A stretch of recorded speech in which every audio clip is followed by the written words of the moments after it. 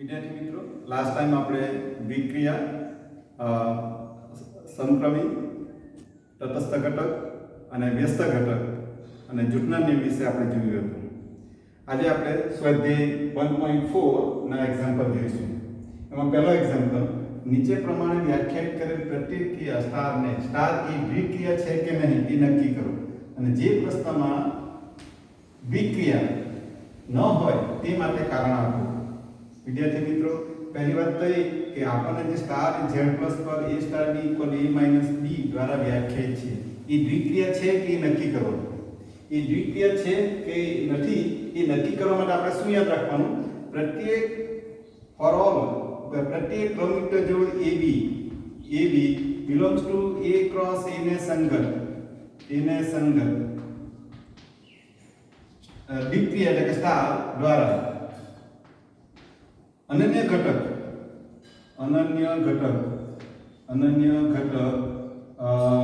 A star B મળે તો સ્ટારને એ પરની દ્વિક્રિયા કહેવામાં આવે છે. આ વસ્તુ ખાસ યાદ રાખવાનું. જ્યારે પ્રશ્ન આપેલો કે દ્વિક્રિયા છે કે નહીં એ જો નક્કી કરવું હોય તો તમારે આ જ વસ્તુ યાદ રાખવાનું કે પ્રત્યેક ક્રમિક જોડ AB belongs to A cross A ને સંગત સ્ટાર દ્વારા અનન્ય ઘટક A સ્ટાર B મળે તો જ આપેલી દ્વિક્રિયા એ સ્ટારને એ પરની દ્વિક્રિયા કહેવામાં આવે છે. એટલે આ વસ્તુ તમારે દરેક એક્ઝામ્પલમાં ચેક કરવાનું રહેશે, દ્વિક્રિયા છે કે નહીં એ નક્કી કરવા માટે. ચાલો આપણે અહીંયા જોઈએ. પહેલો એક્ઝામ્પલ શું છે? સ્ટાર એ z પ્લસ નો અટકતન શું થાય? ધન પૂર્ણાંક સંખ્યાઓ પર a star b equal to a minus b દ્વારા વ્યાખ્યાયિત છે. તો સ્ટાર અહીંયા જે આપણને જે સ્ટાર આપેલું છે, સ્ટાર એ z પરની દ્વિક્રિયા છે, સ્ટાર એ દ્વિક્રિયા છે એ નક્કી કરવાનું છે. તો આપણે શું લેવું પડે? પહેલું આપણે લઈશું કે z પર a star b equal to a minus b. વિદ્યાર્થી મિત્રો, અહીંયા આગળ z એટલે ધન પૂર્ણાંક સંખ્યા ઉપર વ્યાખ્યાયિત છે. a star b a minus b. તો જો દ્વિક્રિયા નથી એમ જો બતાવવું હોય તો તમારે ઓછામાં ઓછું એક ઉદાહરણ આપવું પડે. ઉદાહરણ તો ઘણા બધા આપી શકાય, પરંતુ એક ઉદાહરણ આપે તો ચાલે. તો પછી મારી દ્રષ્ટિએ જુઓ, પણ અહીંયા a અને b z પ્લસ લઈએ, ધારો કે x equal to a equal to 2 લઉં અને b ઇક્વલ ટુ 3 લઉં તો 2 સ્ટાર 3 શું થવાનું? 2 સ્ટાર 3 શું થશે? 2 minus 3 equal to minus 1 થવાનું. minus 1 does not belongs to z plus. જો અહીંયા ક્રમિક જો આપણે લીધી ખરી AB કઈ 2 3 લીધી. પ્રત્યેક દ્વિક્રિયા માટે શરત યાદ રાખવાની, પ્રત્યેક ક્રમિક જોડ AB belongs to A cross A ને સંગત સ્ટાર દ્વારા અનન્ય ઘટક A સ્ટાર B મળે. તો અહીંયા તો અનન્ય ઘટક તમે જુઓ એ -1 મળે. -1 does not belongs to z plus છે, ધન પૂર્ણાંક સંખ્યા. માટે આપેલી દ્વિક્રિયા સ્ટાર એ z પ્લસ પર દ્વિક્રિયા નથી. How to right? લખવું કેવી રીતે? આપણે આ રીતે લખી શકીએ કે 2 3 belongs to z plus 2 3 belongs to z plus, right? તો આપણે એમ કે માટે દ્વિક્રિયા કેવી રીતે વ્યાખ્યાયિત કરી છે? 2 સ્ટાર 3 આ રીતે વ્યાખ્યાયિત કરી છે. 2 સ્ટાર 3 તો શું? 2 minus 3 equal to -1 અને -1 does not belongs to z plus. આપણે કહી શકીએ માટે z plus પર a star b equal to a minus b દ્વિક્રિયા નથી.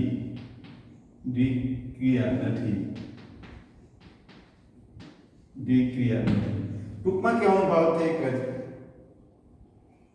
અહીંયા z પ્લસ પર a star b equal to a minus c દ્વિક્રિયા છે કે નહીં નક્કી કરવા માટે જો દ્વિક્રિયા ન હોય તો આવું એક ઉદાહરણ આપવાનું. અહીં કે જરૂર નથી 2 3 લેવું, તમે 2 5 પણ લઈ શકો, 6 7 પણ લઈ શકો, 9 10 પણ લઈ શકો, ગમે તે લઈ શકો. એટલે અહીંયા z પ્લસ પર a star b equal to a minus b દ્વિક્રિયા નથી.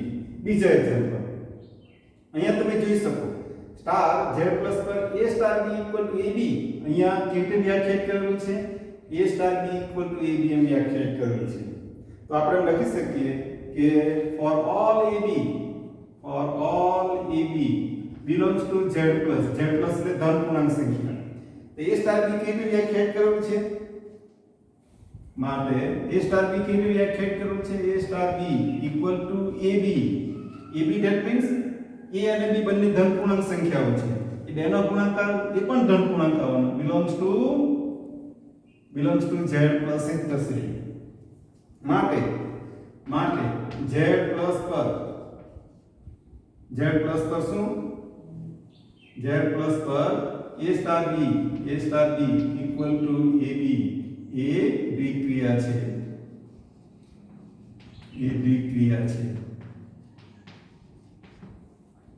રાઈટ.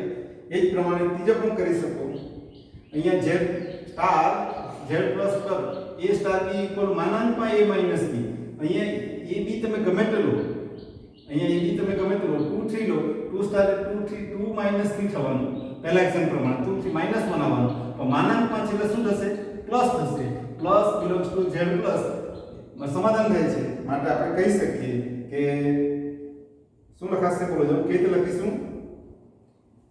આ દ્વિક્રિયા છે કે નહીં? છે. તો આપણે લખો for all AB belongs to z plus માટે a star b equal to માનાંકમાં a minus b belongs to z plus થવાનું. માટે z plus પર a star b equal to માનાંકમાં a minus b દ્વિક્રિયા છે. વાસ્તવમાં દ્વિક્રિયા માટે જો દ્વિક્રિયા નથી એમ બતાવવું હોય તો એક ઉદાહરણ આપવાનું. અને દ્વિક્રિયા છે તો પ્રત્યેક for all AB belongs to પ્રત્યેક AB belongs to z plus. જોયું? આ રીતનું આવવું જ જોઈએ તો જ તમે એક્ઝામ્પલ કરી શકો. આ થયો આપણો પહેલો એક્ઝામ્પલ. બાકીના જે બે એક્ઝામ્પલ બાકી રહ્યા એ લેટ ફોર યોર હોમવર્ક. હવે જો બીજા એક્ઝામ્પલ.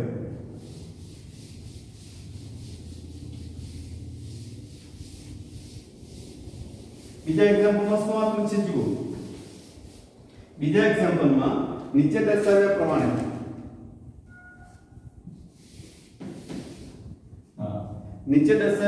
પ્રત્યેક ક્રિયા માટે સ્ટાર માટે નક્કી કરો કે દ્વિક્રિયા છે કે નહીં. અહીં પણ દ્વિક્રિયા છે તો નક્કી કરવાનું. જો તે દ્વિક્રિયા હોય તો સમક્રમી છે કે નહીં અથવા જૂથના નિયમનું પાલન કરે છે કે નહીં તે નક્કી કરો. અહીં આગળ આપણી પાસે 3 પ્રશ્નો છે. પહેલું તો દ્વિક્રિયા છે કે એને નક્કી કરવાનું છે. બીજું દ્વિક્રિયા હોય એ સમક્રમી છે કે નહીં એ નક્કી કરવાનું. ત્રીજું જૂથના નિયમનું પાલન કરે છે કે નહીં એ નક્કી કરવાનું. વિદ્યાર્થી મિત્રો અહીંયા આગળ જે પહેલો એક્ઝામ્પલ છે એ આપણે જોઈએ. પહેલો એક્ઝામ્પલ 1 શું આપેલું છે? 1 z પર વ્યાખ્યાયિત a star b equal to a minus b. જો અહીંયા z પ્લસ નથી આપણે z આપેલું છે. z પહેલી વાત તો z કેપિટલ z એટલે પૂર્ણાંક સંખ્યા. પૂર્ણાંક સંખ્યામાં કઈ સંખ્યાનો સમાવેશ થાય? ધન પૂર્ણાંકો, ઋણ પૂર્ણાંકો અને શૂન્ય. પહેલી વાત તો દ્વિક્રિયા છે. દ્વિક્રિયા નક્કી કરવા માટે for all માં લેવું પડે. for all AB belongs to z. AB belongs to z માટે a star b equal to શું આપણું છે? a minus b. કોઈ પણ બે પૂર્ણાંક સંખ્યાઓ લઈએ એની બાદબાકી કરીને આપણને શું મળે? પૂર્ણાંક સંખ્યા જ મળવાની. belongs to z. માટે આપણે એમ કહી શકીએ z પર સ્ટાર દ્વિક્રિયા છે. પહેલો પ્રશ્નનો ઉત્તર મળી ગયો. બીજો પ્રશ્ન શું છે? બીજો પ્રશ્ન જો તે દ્વિક્રિયા હોય તો સમક્રમી છે કે નહીં? સમક્રમી હોય તો પ્રત્યેક માટે બતાવવાનું સમક્રમી, અને સમક્રમી ન હોય તો આપણે એક ઉદાહરણ આપવાનું. ચાલો હવે કેવી વ્યાખ્યાયિત કરેલું છે? a star b equal to a minus b. ચાલો મારે આ સમક્રમી નથી એમ બતાવવાનું છે તો હું શું કહું? અહીં 2 2 3 belongs to Z માટે 2 3 belongs to Z માટે જો સમક્રમી માટે વ્યાખ્યા શું a star b equal to b star a થવું જોઈએ તો સમક્રમી છે એમ કહેવાય તો ચાલો આ 2 3 belong a ઇક્વલ ટુ 2 અને b equal to 3 belongs to Z માટે તો a સ્ટાર b શું થશે a star b equal to 2 minus 3 equal to -1 પછી b સ્ટાર a શોધી કાઢો b star a equal two according to definition શું થવાનું b minus a b minus એટલે 3 minus 2 ઇક્વલ ટુ +1 જુઓ અહીં ખાસ યાદ રાખી a સ્ટાર b એટલે a minus b તો b સ્ટાર a એટલે b minus a એટલે 3 minus 2 લખ્યું છે તમને એ પ્રશ્ન થશે આ કેવી રીતે આ વ્યાખ્યાયિત a સ્ટાર b હોય તો a minus b એ આપણને વ્યાખ્યાયિત કરેલું જ છે એટલે a star b equal to a equal to 2 અને b ઇક્વલ ટુ 3 લીધા એટલે a star b equal to 2 minus 3 equal to -1 okay એ જ પ્રમાણે સમક્રમી માટે તો a star b equal to b star થવું જોઈએ તો b સ્ટાર એ શોધી કાઢીએ b સ્ટાર એ શું થશે a star b equal to a minus b તો b star a equal to b minus a થવાનું b minus a તો આપણે અહીંયા લખી લઈએ કે 2 સ્ટાર 3 હા એક મિનિટ ચાલો 2 3 belongs to Z a star b equal to 2 star 3 થયું ને 2 star 3 equal to 2 minus 3 equal to -1 b star a એટલે 3 star 2 equal to 3 minus 2 equal to +1 એટલે આપણે એમ કહી શકીએ 2 star 3 is not equal to 3 star 2 માટે શું લખાશે સ્ટાર સમક્રમી નથી દ્વિક્રિયા સમક્રમી નથી ચાલો આ બીજા પ્રશ્નનો જવાબ છે જ્યારે જે સમક્રમી નથી કે દ્વિક્રિયા નથી કે જૂથના નિયમનું પાલન કરતું નથી આવું એક ઉદાહરણ આપવાનું અહીંયા 2 3 belongs to Z લેવું જરૂર નથી તમે 5 6 પણ લઈ શકો 4 5 પણ લઈ શકો કોઈ પણ બે સંખ્યા Z ની તમે પસંદ કરીને તમે આ રીતે તમે બતાવી શકો એ જ પ્રમાણે જૂથના નિયમનું પાલન કરે છે જો પાલન ન કરતું હોય તો એક ઉદાહરણ આપણે ચેક કરી લઈએ ધારો કે આપણે લઈએ કે અહીં શું લઈએ બોલો હવે 2 3 4 belongs to Z માટે અહીં આપણે ત્રણ વાસ્તવિક સંખ્યા પસંદ કરવાની a b c અહીંયા 2 3 4 લે 1 2 3 પણ લઈ શકાય 2 3 4 3 4 5 પણ લઈ શકો અહીંયા 2 3 4 ના લીધું છે તો 2 3 4 belongs to Z માટે a equal to 2 b equal to 3 અને c equal to 4 લીધું છે હવે આપણે જૂથના નિયમ માટે આપણે શરત કઈ બોલો જો જૂથના નિયમ માટે a star b star c equal to a star in the bracket b star c તો આના માટે ચેક 2 3 તો આપણે પહેલા શું ચેક કરીએ બોલો જાઓ શું ચેક કરીશું પહેલું 2 star 3 star 4 એટલે શું થયું 2 star 3 a star b equal to a minus b તો 2 star 3 equal to 2 minus 3 star 4 2 minus 3 એટલે -1 star 4 અને વ્યાખ્યા મુજબ આ શું થશે -1 -4 એટલે કેટલા થશે -5 જો અહીંયા 2 minus છે -1 star 4 એટલે a equal to -1 b equal to 4 એટલે a minus b એટલે -4 એટલે -5 એ જ પ્રમાણે a star એટલે શું જમણી બાજુ લ્યો a star એટલે 2 star b એટલે 3 star 4 બીજી જૂથ લ્યો 3 star 4 right this equal to 2 star 3 star 4 એટલે 3 minus 4 તો શું થવાનું 2 star 3 minus 4 એટલે -1 ચાલો a star b equal to a minus b તો 2 star -3 એટલે શું થવાનું 2 માઇનસ માઇનસ 1 એટલે શું થવાનું 2 + 1 = 3 થવાનું બંને પરિણામો જો -5 ઇઝ નોટ ઇક્વલ ટુ 3 એટલે આપણે કહી શકીએ કે 2 સ્ટાર 3 આપણે એમ કહી શકીએ કે 2 star 3 star 4 is not equal to 2 star in the bracket 3 star 4 માટે સ્ટાર એ જૂથના નિયમનું પાલન કરતો નથી સ્ટાર એ એટલે દ્વિતીય એ જૂથના નિયમનું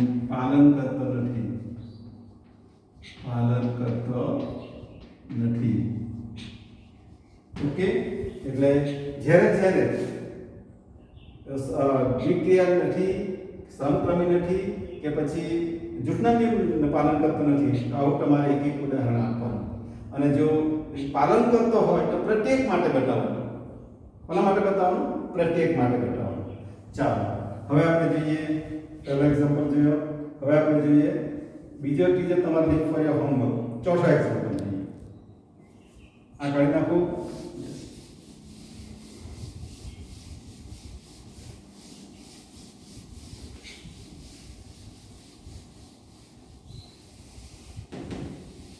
ચોથો એક્ઝામ્પલ બીજો ત્રીજો હોમવર્કમાં આપું ચોથો એક્ઝામ્પલ શું છે કે z પ્લસ પર વ્યાખ્યાયિત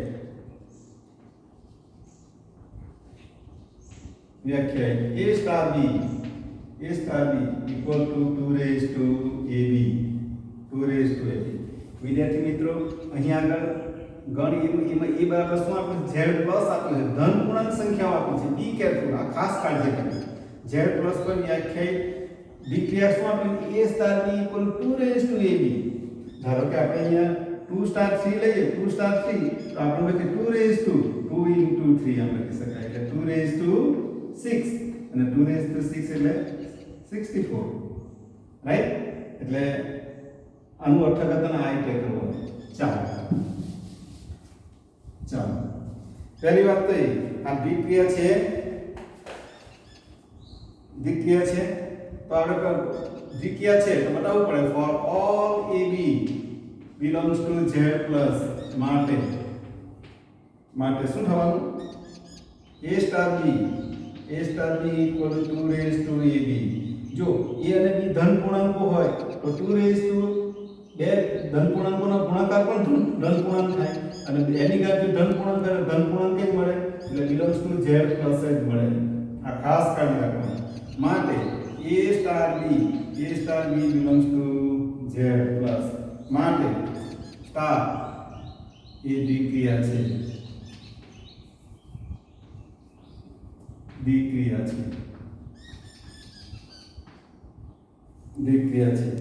હવે એ ક્રમના નિયમનું પાલન કરે છે આ પેલું દ્વિક્રિયા છે નક્કી થઈ ગયું બીજું શું ચેક કરવાનું છે દ્વિક્રિયા છે કે નહીં તો આપણે ચેક કરી દીધું જો તે દ્વિક્રિયા હોય તો સમક્રમી છે કે નહીં તો સમક્રમી માટે બીજો લઈએ સમક્રમી માટે આપણે શું જોવાનું સમક્રમી માટે a star b equal to b star a એ પ્રત્યેક માટે થવું જોઈએ સમક્રમીની વ્યાખ્યામાં આપણે આ વસ્તુ યાદ રાખવાની તો અહીંયા આગળ શું લઈએ આપણે કે ક્રમના નિયમનું પાલન થાય કે નહીં તો આપણે લઈએ કે ab for all ab belongs to z માટે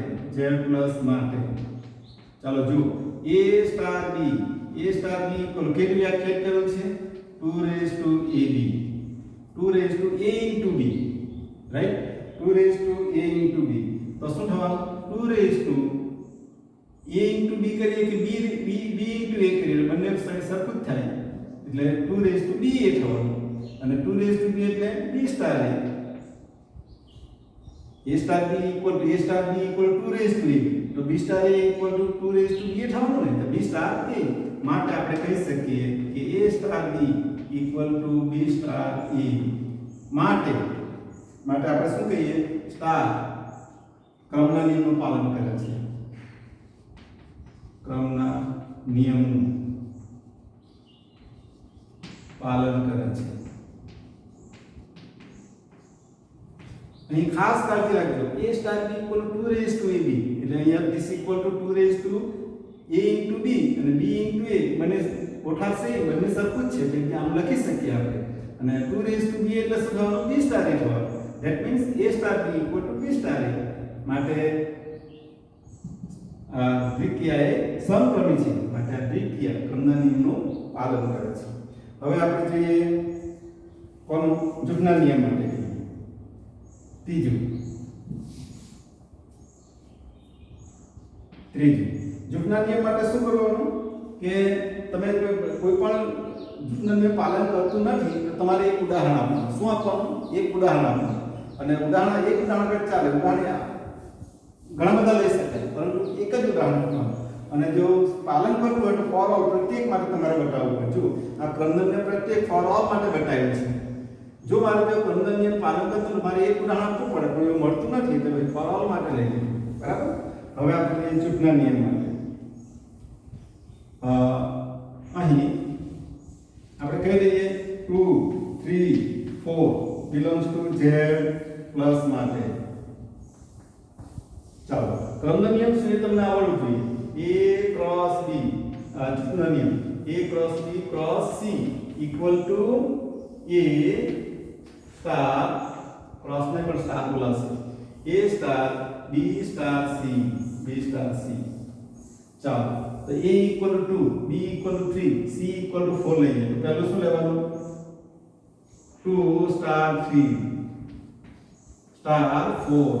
જુઓ આ a equal to 2 b equal to 3 c equal to 4. આમાં તો ડાબી બાજુ મેં લીધી, આ પહેલી ડાબી બાજુ લેવાની. ચાલો, તો 2 સ્ટાર 3 માટે શું લખાશે? હવે ધ્યાન આપજો. a star b equal to 2 raise to ab, તો 2 સ્ટાર 3 માટે લખાય 2 raise to 2 into 3 2 into 3 2 into 3 એટલે શું થવાનું? 2 રેઝ ટુ 6 સ્ટાર 4 અને 2 રેઝ ટુ 6 એટલે 64 સ્ટાર 4 એટલે શું થવાનું? હવે a સ્ટાર b એટલે શું થવાનું? 2 રેઝ ટુ શું થશે? 64 ઇન્ટુ 4 એટલે કેટલા થવાના? 64 ઇન્ટુ 4 2 રેઝ ટુ 256 થશે. 4 ચોક 100 6 ચોક 25 2 રેઝ ટુ 56 એટલે આપણને આ મળી ગયું. કયું? 2 સ્ટાર 3 સ્ટાર 4 મળી ગયું. એ જ પ્રમાણે જમણી બાજુ જુઓ. a એટલે 2 star in the bracket b star c એટલે 3 star 4 this equal to 2 star in the bracket 3 star 4 a star b equal to 2 raised to ab, તો 3 star 4 એટલે 2 raised to 3 into 4 એટલે શું થવાનું? 2 raised to into star 2 star 2 raised to 12 અને 2 raised to 12 એટલે 2 star 2 raised to 12 એટલે કેટલા થવાનું?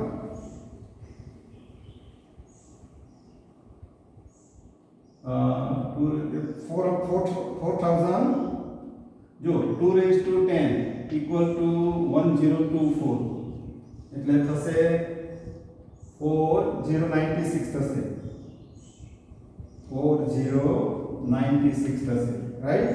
તો આ શું થવાનું? 2 raised to 2 into 4 into 4 4096 એટલે શું થવાનું? 2 raised to 8192. હવે તમે જો બંને પેટર્ન જુઓ 2 star 3 star 4 equal 2 raised to 256 અને 2 star in the bracket 3 star 4 equal 2 raised to 8192 માટે આપણે કહી શકીએ કે 2 star 3 star 4 is not equal to 2 star in the bracket 3 star 4 માટે સ્ટાર જૂથના નિયમનું પાલન કરતું નથી. જૂથના નિયમનું પાલન કરતો નથી.